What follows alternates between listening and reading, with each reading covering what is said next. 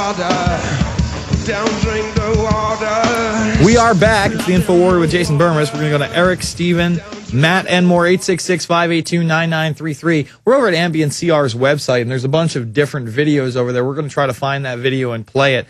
I almost wonder whether or not they're putting that one on their website, because it seems to be the one that really reveals the most side effects. And again, the majority of the commercial is, yeah, you don't want to take this drug because you might die. If you have depression, you might kill yourself. And on top of that, your tongue might swell up. And if you're drinking alcohol, you'll become more outgoing and you might have hallucinations. Yeah, that was one of the ones that was missing from that, hallucinations. My God. Eric in Pennsylvania. Eric, you're on the air. Hey, Jason. How you doing, sir? Oh, my God. I've been on the phone for like 15 minutes on hold, and now instead of just having one thing to tell you, like, I seriously have a lot of things to tell you. Well, let's go for it, Eric. This is the big segment. Okay, real quick. The last guy riding his bike through Brooklyn, I'm really sorry you had to see fully armed Navy troops, man. Get used to it. The guy who called before that who said he has problems falling asleep, watch Money Masters. So much information in that film, you will be out cold after like an hour. The guy who called before him, the first thing I look at when I turn on the internet in the morning is Yahoo. Okay? And then this is why I called. Tonight, I went to the bar to get, like, you know, a little Bud 40, whatever, 350, whatever. Yep. And I meet these girls. All right. So I'm talking to them. They're good-looking, real sexy, you know. I'm like, hey, you want to play pool? So we're playing pool, and, you know, we're having a good time. And after we're done playing pool, I won, of course.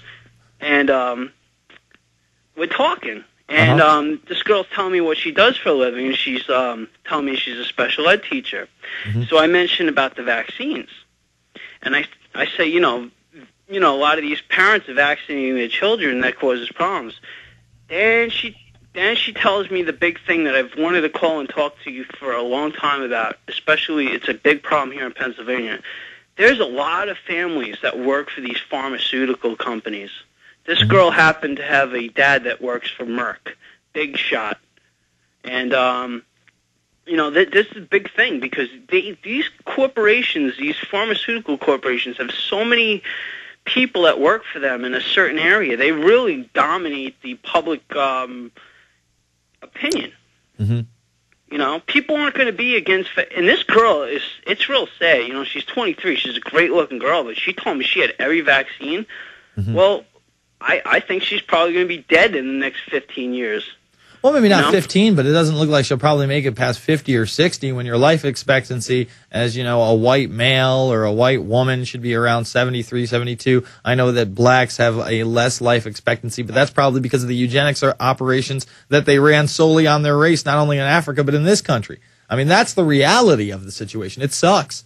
But you're right. People have blind spots, especially when they're making money from something. You know, no one wants to admit that their job is evil. I certainly wouldn't want to have to face that reality. And it is interesting because when you do have these pharmaceutical companies, I suppose that is one of the few industries left in this country where we actually make a physical item. And they want to keep it within this country because they don't want you to get cheaper drugs from Mexico and Canada. They want to restrict that. And that probably would kill a lot of the local economies. But so be it. All the other local economies are being killed. And they're ones that we actually need, like, you know, car companies, organic farms. That industry is over with. I would love to see the death of the pharmaceutical evils. You know, listen, I'm all for modern medicine, but when you have to list, you know, 40 different side effects in a 60-second ad, there has to be something wrong. Yo, Go ahead, Jason, I got to tell you something else. I had this roommate that worked for a pharmaceutical company about 3 years ago, and this guy would tell me, I mean, this was one of the guys that did these hardcore experiments on animals, and he didn't have a problem with it at all. No, he just didn't care? Just didn't give a crap at all. I mean, and then I asked him about, like, you know, I got into deeper conversations about the Masons, and he thought it was a great thing that America loses its sovereignty and it becomes a total police state. And he was ready to lick some boots, Jason. He was, oh, you got some boots, fat guy? Give them to me. I want to suck them boots, boy. I thank you for the call, Eric. Good stuff at the end there. Steven in Texas. Steven, you're on the line. Yes, sir. Sorry, I was on ambient. Well, then you might be driving, because that was another one of the things that we missed. See, why can't I find that commercial online? That's the commercial I want, where they come in midway and it's still, 20 different side effects when they literally say, you may be sleep driving. Yeah, sleep driving sounds pretty safe, don't you think, Stephen? Oh, sure. Yeah. While they say, you, after a while going the same places, you can do it in your sleep. So I guess literally that would make it happen, huh? Hey, I was thinking about your buddy that's called on a regular basis, Princess. Oh, yeah. And so I had a little, I called, I wanted to talk about something I heard Obama say in an interview on BBC yesterday. Before I do, though, I want to give a kind of little dedication to Princess. And it's taken the word princess, so it's Princess, and here's what I came up with. Okay. Pathetic royal pain, radically insane, idiotic rave, new world order slave, clueless little boy, empty-headed ploy, stupid games you play, shut up and go away.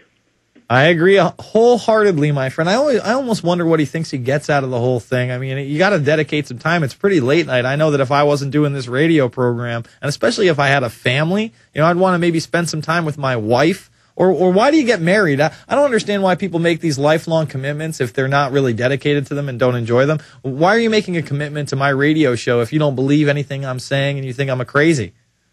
Yeah, obviously the guy has no life and needs to get one. But I was going to say, I heard an interview yesterday on the BBC with Barack Obama, and I found this one comment he made very interesting. Of course, he mentioned about the war on terror. 3,000 people were killed in that attack. Of course, and he's, of course, alluding to it's the quote-unquote terrorists from over in the Middle East.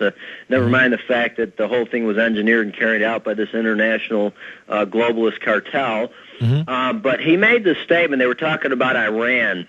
And he said, well, I'm not out to start new wars. What I'm trying to do is affect change through diplomacy and, bringing things about that way. And I'm thinking, yeah, diplomacy by sending troops like Blackwater into nations where you're slaughtering people by the millions. I had that story too. He's given a lot of money to Blackwater and other private military organizations, and it's been pretty quiet, and the left isn't calling him out, neither is the right, and that's how you know it's controlled. The right only wants certain talking points. They don't want to show that Obama is for these private military groups because it makes him seem more conservative, I guess, and right-wing to their slave audiences, Stephen. Yeah, and I just had one more thing I wanted to comment on, this new Xbox thing you've been showing. I tell you, to me, that's really scary. All this virtual reality now where it's face recognition and voice recognition. And what I see this leading to, with the biochip and the RFID and all that stuff is, they're going to chip people. I mean, I've heard about technology years ago where they were talking about putting a chip in your brain and then having you tied into a central computer system. And this is like 20 years ago when I heard about this. And, of course, now it's a distinct possibility. So I was just And they're still promoting it, Stephen. They're still promoting it. For instance, just a few years ago, PBS ran that special, The Worldwide Mind, where they were heavily promoting not only the worldwide mind, but the brain chip, and that the surgery, you could get it, over and done with on your lunch break and literally download languages, learn things like that, and you would be instant messaging and basically telepathically connected to the world. Yeah, well, I was thinking, I got a good way. I came up with a good idea for how you guys could avoid ever having to do a money bomb, and you could make a ton of money. Just come up with something like Virtual Infowarrior. And, you could have the Bermas bash and the Jones jab, and, here's Jason, and he gets a right to Rockefeller, and, Alex gets a left in there to Bernanke, and, and they just brought down the whole New World Order, and this shows you that, Barack the only problem is, two bushes. the only problem is that our audience would probably dig that, and it would take them away from actually doing real activism and kind of fantasizing about what really isn't possible. I would love to have that kind of a punch-out game where I'm Little Mac and I'm taking on, instead of Tyson, the Rockefellers and the Rothschilds. That'd be all about it, but I don't know if it would be a positive thing. I thank you for the call, Stephen. Let's jump to Matt in Arkansas. Matt, you're on the line. Hey, Jason, what's up, man? How you doing, man? Thanks for taking my call. You got it. I'm a regular listener to NPR every morning, and after I get off work, take a listen to it. And over the last 2 days, I've heard some things that just really